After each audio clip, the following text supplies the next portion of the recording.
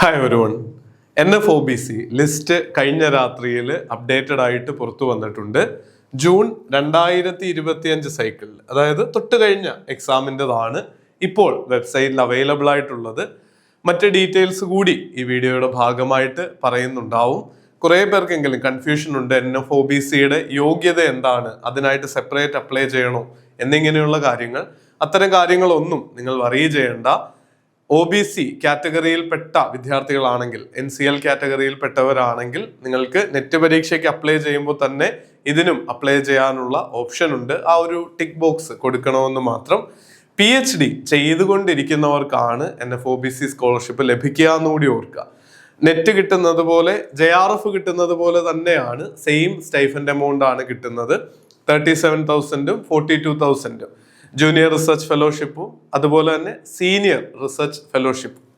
അതുപോലെ തന്നെ നിങ്ങൾ ശ്രദ്ധിക്കേണ്ട ഒരു കാര്യം, ഇതിനൊരു പ്രത്യേക ക്രൈറ്റീരിയ ഒന്നും പറയുന്നുണ്ടാവില്ല.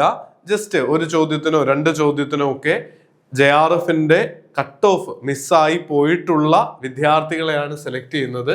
എത്ര പേരെ സെലക്ട് ചെയ്യുമെന്ന് ഇവിടെ സൈറ്റിൽ പറഞ്ഞിട്ടുണ്ട്. മൊത്തത്തിൽ 1000 സ്ലോട്ടുകളാണ് NFOBCക്ക് ഉള്ളതിൽ.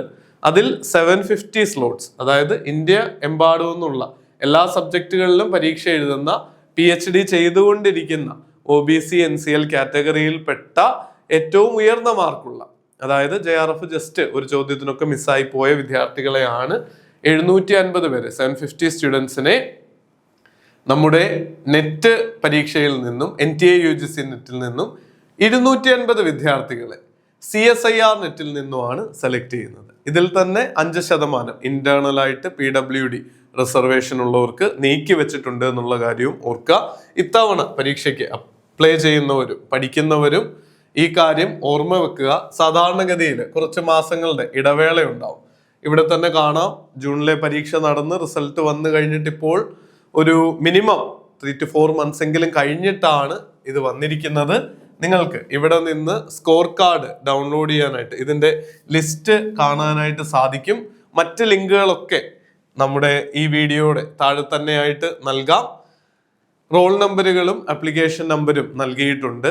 ഇതിന്റെ അവാർഡ് ലെറ്റർ പോലെ നിങ്ങൾക്ക് ഡൗൺലോഡ് ചെയ്തെടുക്കാനായിട്ട് സാധിക്കും.